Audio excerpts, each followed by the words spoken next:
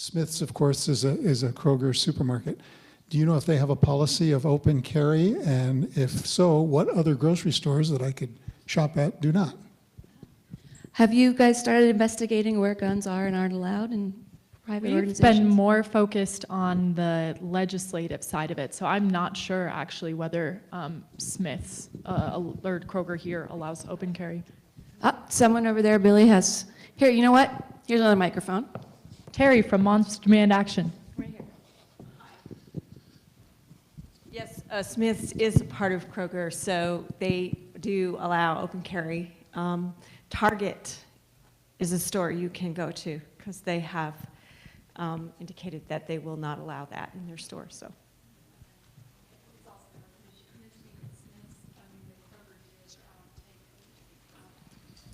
Yeah, Kroger did just take gun magazines out of their stores, I believe. Oh. Yeah.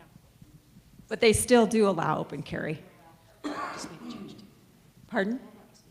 Yeah, Walmart made a change, but as far as, your question, the Moms Demand Action did do a lot of that lobbying to private businesses, asking them to prevent, people that they didn't feel comfortable shopping at. So Kroger, Starbucks was the first private company that prevented open carry, but as far as a grocery store, Target is one of them. So will you tell the audience what happened since the march with your plans for a town hall this weekend? Who wants to tackle that one? Ermiya? Yes, so this weekend, Saturday the 7th, we are planning a town hall. And in this town hall, we're going to be taking questions from students. Students are going to be asking their congressmen and women about how they feel about gun reform, how much their lives are worth to our congressmen and women. They're going to be asking questions in which they would have asked if our congressmen and women would have shown up. You invited all of them. We did invite all of them. None of them have given us certainty about showing up, and we were not hopeful that they will. However, we still have questions for them, and we still are going to continuously control that conversation with them. Just to be clear, we did not invite Mike Lee because he's not up for re-election. Yeah. So. Okay. Some of us here feel like, we're far away from all these kinds of issues and it can't happen here. And I make a connection that this Utah Film Center, I've been a member forever, seen 100 films in this room. And where I learned my love of film was at Northern Illinois University in a lecture hall just like this. And I was saddened to go back one year to realize that a shooter had came up from like the door behind and started spraying the audience with bullets. And these seats don't give any protection. We're very vulnerable. And that's the kind of modern world we live in. And yet we have to kind of sit back and think, where does all this fear come from? And why the Second Amendment, which, this is kind of boils down to, where does this come from historically? Well-regulated militia was to suppress a slave revolt. Are we afraid of slaves at this point? I mean, it seems like the police are holding down the modern day slave revolt on an almost daily basis of somebody getting shot. Why do so many people have to have so many guns? Because they have these fears. That's what makes us different as Americans from the British or the Japanese or you name it, is our history. And we have to confront that head on and say, look, this well-regulated militia, no, we don't need it at this point. Can we take apart the Second Amendment and change that so that we have a different way to deal with this? Let's find out what March for Our Lives SLC thinks about that, because we've had you on the show quite a bit leading up to the march, and we asked you about the criticism and the pushback you were getting on the Second Amendment. Liz? Yeah, so I'm actually reading a book on the history of the Second Amendment right now. And the Second Amendment, obviously there is a clause about the militia, but there is an individual right in there. And so though it does mention the right of a state to have a militia, there also is an individual right to bear arms. And at March for Our Lives, we respect that right, and we respect the Second Amendment, and we support the Second Amendment. So we're not looking to repeal the Second Amendment, even though the NRA has repeatedly tried to reframe this debate to be a debate about the Second Second Amendment. It's not. We have done our research on the policies that we're proposing, and they are all constitutional, and we have chosen them for that purpose. And so we appreciate that we ask that our supporters don't talk about repealing the Second Amendment, because that only gives the NRA more ammunition, to Hard to avoid those puns. yeah, but it only gives them more ammunition to push that propaganda. And so we're not trying to repeal the Second Amendment, and it's not a debate about the Second Amendment. So, Wilhelmina, you have anything to add? I have one here. Go ahead. I think that a lot of the fear of us coming after, or the government coming after people's guns, comes from, as we've seen like in the movie, the NRA's control over people's minds. Individually, they might not think that, they might not agree with the individual policies that the NRA has stood for, but the NRA has taken their money and has taken their support and used that as a platform to push for looser gun regulations. So I think that it can all be reduced to their use of fear and using freedom as something that gun control people are trying to take away, when in fact that's not what we're trying to do. We're just trying to help protect people's lives. Try to do a quick three-parter here. Ballot initiative, we need one like Washington State, and a real important comment before that, kind of a funny way to punctuate this, if you're familiar with The Simpsons and how Ned Flanders is all messed up. They had an episode with the history of that, and his parents were beatniks, and they say, "We've tried nothing, man, and we're all out of ideas." And they sort of have that point in the movie that you get the debate between gun rights and the Constitution and trying to control, purchases, and it just goes nowhere. So, if you have a ballot initiative, you're trying something. We really need to try everything. They take the issue to just being mental illness. Now, if I say everyone in this room is totally sane, the one guy in the film made the point, but they didn't really dwell on it as much as you really need to with these elected officials.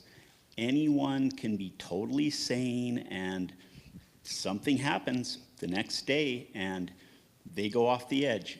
If they have the right to get high capacity magazines, assault weapons, have stockpiled, or even if they don't already have it, if they have the ability to, they're going to do a lot more damage than if they just have a handgun. And the question, of course, is, are you working on a ballot initiative? It'll be too late for this fall, but it seems to be the way to take it out of the politician, do nothing, endless debate that goes nowhere. And anyway. So what's thank your you. strategy post-March? yeah, so we have made a point to focus our efforts on a national level, because we think that state initiatives, while they're great, if that's all we can do, they're not ideal, because then you end up with a patchwork of gun legislation. And we want gun reform to happen on a national level so that it's consistent, and so that, say, Washington State's gun laws aren't weakened by, a state next to them having really weak gun laws, because states with loose gun laws tend to export tons and tons of weapons that end up being used in crimes. So we see our role right now as getting representatives into Congress and into the Senate on a national level that are going to support common sense gun reform. So that's where we're focusing our efforts. Wilhelmina. Along those lines, we're also trying to make sure that people are voting on these issues. So we've been really working to register people who are becoming 18. We both become 18 this month. So we're trying to get our peers involved and make sure that they're voting and getting people pre-registered to vote who are still in high school, and making that a big issue in every election. Ermiya, how many folks got registered to vote at the march? So at the march, we had up to 330 folks registered to vote, pre-registered, and that's only at the march, right? At our walkouts, we had even more. I had up to 100 students registered to vote at just our walkouts, so it's phenomenal to see how active these young folks are getting. Well, here's my question. Yes, that's worthy of applause. March for Our Lives across the country, 1 million people, 800 marches around the globe. How is it going to be any different for your generation in solving this problem? Well, like I've been saying, this is forefronted by youth. this is the first gun control movement that is really forefronted by the people, the students who have been affected by it. And it's not just students, right? Because this is a public issue as well. However, Congress now has to face us. Congress now has to look at us and see that, you know, we are the ones that are calling for it. We are calling on the abdication of our politicians, and we are propelling them to reform our gun legislations. So. Yes, I was wondering why you people never promote the death penalty for these murderers that kill innocent people, especially the mass murderers. They always seem to get life in prison, and the death penalty would be a deterrent to murder. So considering that most of these shooters end up killing themselves, I don't think we see that as a huge deterrent. Also, we're more focused on preventing these tragedies rather than getting retribution against these shooters. So whatever happens to Nicholas Cruz happens, we're trying to prevent the next Nicholas Cruz.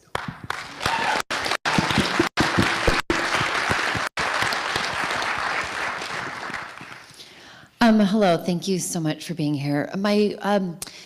My observation was that during one of the speeches that the NRA was giving, there were Romney-Ryan signs behind them. And now that we currently have Romney running in our state, is there anything that you have done or that we as a community could come together to do to be more aware of who's donating to his campaign and where he currently stands on gun legislation? Well, it's about constantly doing research on these candidates, right? They are doing things all the time behind closed doors that they're not saying in public. Romney loves to smile in public and tell us, you know, I love my constitutes. I love Utah folks. Well, that's great, but your actions speak louder than your words. What is Romney doing that we don't know of? Is Romney backed by the NRA? And that's going to manifest in this upcoming election, so. Something else we're trying to do is make this information more readily accessible to a lot of different people. So one of our, the organizing members who did a slam poem at the march, she's a refugee, and she noticed that within the refugee community, there's a lot of voting that happens, but without a lot of informed voting. So we really want to make sure that that's a focus, that we're informing our voters about who the people that they're actually voting for, to make sure that gun control is an issue that we're all voting for. Yeah, if you haven't heard the poem, it's Saida Dahir. You could just Google her name or go to KRCL.org and you'll find it too. All right, so Ermiya, you wanted to say something. And it's about informing your young folks in your life, the ones who will be 18 in this upcoming election. It's about informing them on who they'll be voting for, because that's so important, that young folks, our generation, get up to vote. Also, we're hoping to meet with Mr. Romney at some point during his campaign, and because we will all be able to vote in this election, we're not going to support anybody that doesn't support common sense gun reform, and we will make it known whether he does or not. And ask that you do the same. It's been eye-opening to me to learn that 78% of Americans do not own guns. And so the hands of 300 million guns are in the hands of 22% of the population. It's amazing to me that the laws that have gotten passed just in this movie that are so egregious and so outrageous.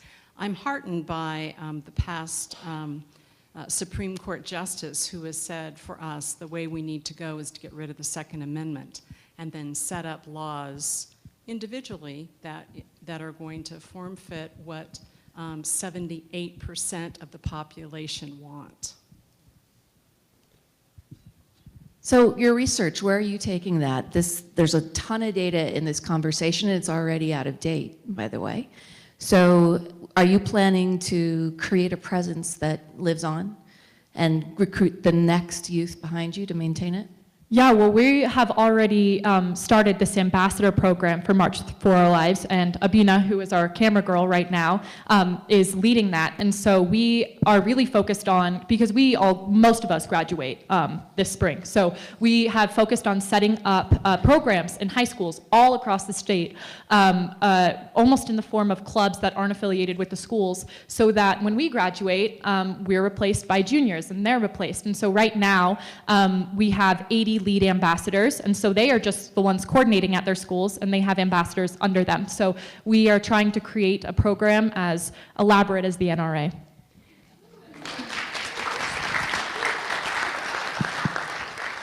That being said, we're not expecting to graduate and then stop caring about this issue. This is something that's going to be a lifelong pursuit for most of us. So we really want to make sure that we are a voice that continues to be heard for generations to come. Thank you for engaging in a public forum. I think this is really important. It's readily apparent that there's a decent pushback against these March for Our Lives types organizations. And I'm wondering if you guys in particular have reached out to opponents of your movement to see what potential sticking points you guys would run into. Well, we've gotten plenty of online messages. With the people that are willing to talk to us and not threaten us or call us names, we have been able to reach some common ground. And we have met with representatives, and we've been able to find some common ground there as well. And so with the organizations that are reaching out to us, not for the sake of arguing with us, but discussing proposals with us, we've had productive conversations. But unfortunately, a lot of the messages we've received have been about us being like crisis actors, etc. So. And we think, trolls are hilarious. They're hilarious, but we're not focused on trolls. There's a bigger picture that we're focused on. The other day, I sat down with a radio talk show host who was a very proud gun owner. We had a great civil discussion, and in that discussion, he said, I've learned so much from you sitting in this 30 minutes span of time, Ermiya. There was so much that I didn't know, and it was so cool to see that reconciliation between us. How are you going to get the word out on the positions of the various candidates to the public in general? Because, well, anyway. Go ahead with your strategy. So we've been very vocal about where some of our candidates stand. We've had the price tags in which we've said how much the donations that our politicians have received divided by how many students are in Utah. So we've been very vocal about their stances because a lot of people don't know their stances, and it's important that we all understand where our politicians are coming from and what they're voting on. You've got a lot of credit, the whole March for Our Lives across the country, for being very savvy about social media, very savvy about being able to get your message out. Do you feel like that's really going to help you do exactly what he asked about? Yeah, I think it's going to be one of the most important tools that we have. First, we need to get our representatives to meet with us. And so we hope that they'll be willing to do that, considering we're their constituents.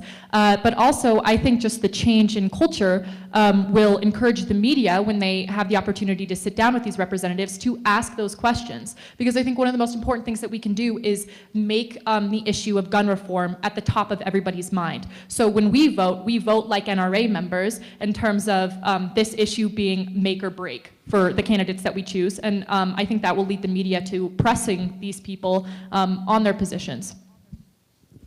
So I just want to say thank you to you young people. You are so impressive. You are so well spoken. I'm just moved by what you're doing, and thank you. I think many of us would have loved to see these kinds of things happening before, and to see our young people leading it is just really inspiring. So thank you very much. Thank you for that.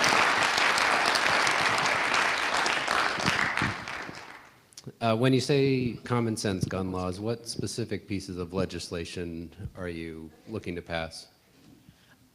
So we right now are focusing on 3 main pieces of legislation. We want to regulate assault weapons. We want to implement a waiting period between the purchase and pickup of a gun. And we want to pass universal background checks and close the gun show loophole. And then what other proposals that are more secondary are the repeal of the Dickey Amendment, which is what they mentioned in the film. It prevents the CDC from doing research. And also now, I didn't realize the issue with straw purchasers until watching this today. And so I think we'll have to look into some proposals to fix that as well.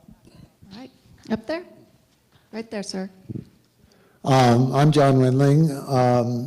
I'm from San Diego, and I once went back to meet some friends, and we had a party.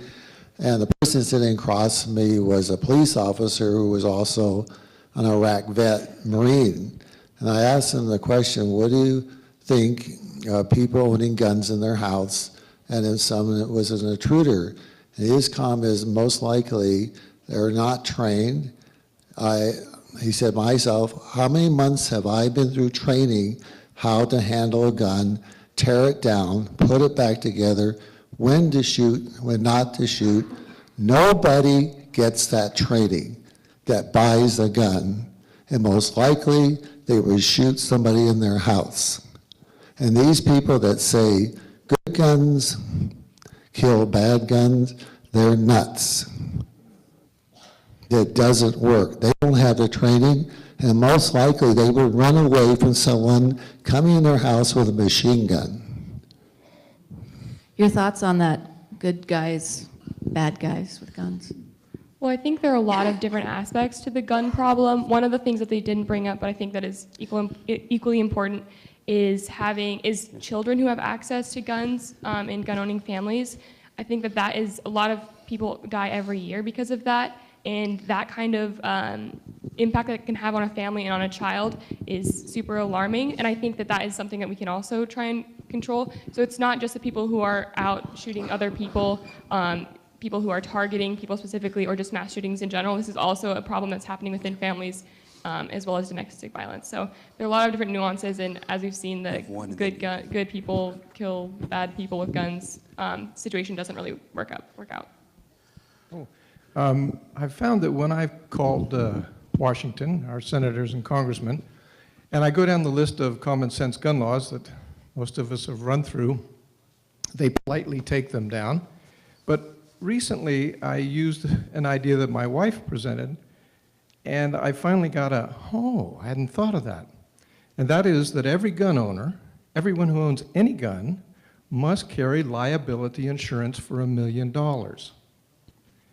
And the person on the other end went, wow, I've never heard of that. So I think the more we keep thinking about the things that are common sense, I mean, if you have a car, you have to have insurance. You know, if you run a business, you have to have insurance. It is a way in which I think gun owners can begin to be under the gun for, yes, so to speak, for their lack of seeing what they need to do if they're going to own a gun. So unique ways, that's an interesting idea. Are you gathering ideas and vetting them and trying them out before you show the world? Well, that's why having this conversation is so important, and not just after a mass shooting happens, but having it as much as we can, because then we come up with more unique ideas. And if we're silent on it and nobody talks about it, then there's just going to be more and more and more. And it's just going to keep happening. So where can people send their ideas to you?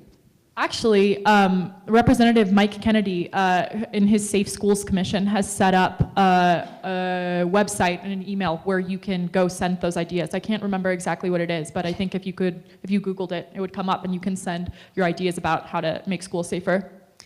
But they can also send ideas to March for Our Lives, You correct? can send it to info@marchforourlives.com, slc.com. Say it. Okay, there was someone who had their hand up right here. In the film, I saw this stat that in Great Britain, a human's 67 less times likely to be shot than America. I'm just curious if you're familiar with the level of gun restriction in a country like England, if you hope to be able to emulate that type of restriction here. So we understand that our country is not England, and we are not trying to set up a system like the one that England has. We are trying to establish gun regulations that have been shown through research, not only to prevent gun violence, but also to be constitutional. So that's what we're focusing on. We're not looking to model exactly some country in Europe or elsewhere. In Washington, they expected 500,000 people, about 800,000 people were there, and it was really heartening to see just thousands and thousands of young people from all over the country. Pessimistic for a while. I've actually worked as a professional with school shootings in San Diego and other murders in the workplace. Nothing makes my tears angrier than second graders getting shredded by AR-15 fucking bullets. But I came away from Washington with some optimism because of your generation, which isn't really well known for having high percentages of turnout. But there is a surge happening. 700 schools on March 15th walked out to honor the 17 people who were killed in Parkland. My question is, can you detail the kind of organization that's happening across the nation in the high schools? Because if you guys all are connected and you stay connected and you stay galvanized, it's your generation, in my opinion, that will change these laws for the better. And what exactly is the organization happening coast to coast, north to south, among high school leaders as yourselves? So yeah, that's a great point. You know, our organizing has been absolutely insatiable in all schools across the nation. And one thing that's absolutely phenomenal is that organizations such as Women's March and the ACLU have helped us young folks. And they've really kind of led us towards the right direction. The ACLU has helped us understand our rights and has given us student rights trainings during our movements. The Women's March has set up press kits, and they've set up registries in which we can register our walkouts. But it's also so much of the work that we're doing. We've spent hours and hours in meetings and emails and connecting with young folks all over our state, talking to them about how they can really go through that walkout on the 14th, as you mentioned. So young folks are being insatiable in their organizing. It takes hours and hours and hours of our work. So Wilhelmina. Along those lines too, the March for Our Lives specifically has been led primarily by the students from the Parkland, like survivors of the Parkland shooting.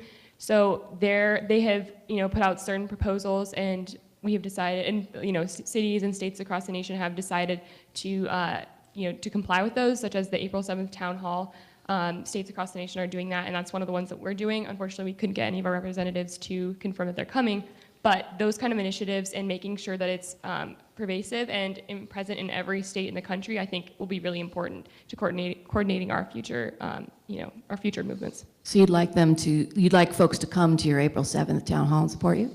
It's just for students. Is it just for students? So you need to send your students? Yeah, send your students. Where and when? Where and when? Oh, you have the address, right? It's at the federal building. You can also go to our social media, March for Our Lives, SLC, and all the information is there for your young folks to access. I'm sure they use social media, so. I'm bad with addresses, but it's at the federal building this Saturday at 12 p.m. Oh, the federal building? So, yeah. 125 South State Street. 125 South State Street. There you go. Blake Palmer. I wanted to make sure that we talk about your activism. In a sense, this drive for you didn't just start with Sandy Hook or with the shooting in Parkland. You've been on the show before, and I believe it was one of you that said that you grew up with this. And so Liz. Violence in school has been part of your lives since you can remember. I wanted you to maybe speak on that just a little bit, and then make sure tonight that you leave everybody with everything that you hope to say to folks on how they can get involved with you that you haven't already said. And this is going to be closing comments, by the way. We're going to wrap up. So please tell folks about, the internships that you're doing and where you hope to take this individually, okay?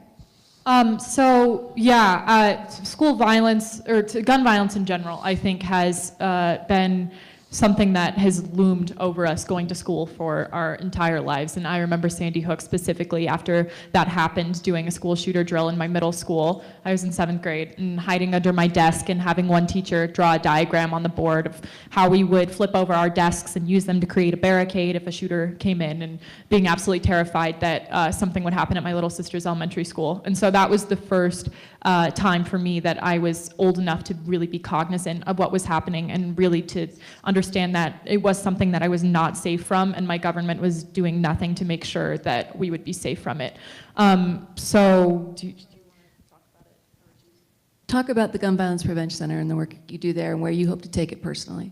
Okay, yeah, so then, so that's what kind of got me involved in this issue initially, was that fear that I felt in 7th grade, and I tried to find some outlet for that activism. So my sophomore year of high school, I got involved with the Gun Violence Prevention Center. A couple of their members are here tonight, and I've worked as a research intern for them. So this isn't something that for me started with March for Our Lives. I've been working on it for a couple years now. And so I hope to continue this fight, and I think that the momentum will continue because I think that we have the nation's attention. And I don't think that's going anywhere because until we pass legislation, mass shootings aren't going anywhere. And so, yeah. Wilhelmina Graff. Okay, so for me, I got involved with gun violence prevention because of the Parkland shooting. I was in Colorado at the time, and I was thinking about how normalized it's become. These happen all the time, and seeing that there were people my age who were making a difference and trying to combat, create change in their own states and in their country really spoke to me. I realized that having all my nightmares be about mass shootings isn't normal, and that's something that should change. So I reached out to Liz. I knew that she was really involved with it, and that sort of set me on this path into becoming an organizing member of March for Our Lives. And I think that this is something that I'm hoping to take with me in wherever I go to college and in my life, just making sure that these kinds of tragedies don't happen in the future. And make sure to connect with us on our Facebook page and Twitter and Instagram. That's our main one. So make sure to follow us on March for Our Lives SLC. Ermiya. And as you've seen in the film, right, people of color communities are also affected by gun violence, and we've been affected by gun violence since even before Columbine. So that's where my connection was. So this wasn't just me being involved in the movement of gun reform, wasn't just a reverberation of March for Our Lives. I've understood how people of color in our communities are affected by gun violence, and I've understood it even before all of these mass shootings. So did you mention your ACLU work? I was talking to Davey. Right, so I've been working very closely with the ACLU and ensuring that all students here in Utah understand their rights when they protest, and ensuring that all students of color get equilibrium educational spaces and those equilibrium educational environments, because we see the disproportion in experiences between white students and students of color. So we really want to excavate all students' voices in this movement. Well, thank you so much, Ermiya Fanaeian, Wilhelmina Graff, Liz Love. One more comment? I just want to say, in terms of things that you can do right now to support us, all of our upcoming events at the moment are for students, but you can go to our website, marchforourliveslc.com. You can donate to us. That would be great and help us with future events. And also make sure that you pledge to not vote for anybody that doesn't support common sense gun reform. And don't let your friends vote for anybody that doesn't support common sense gun reform either. To talk with you guys, and I'm not sure, you might start as early as May, but at least in June, the last Monday of the month, March for Our Lives will be curating RadioActive. So Monday, the last Monday of the month, 6 to 7 on 90.9 FM. We know you probably want to talk to these folks, but we got to get out of here, so we're going to encourage you to go up into the lobby. Thank you so much for coming.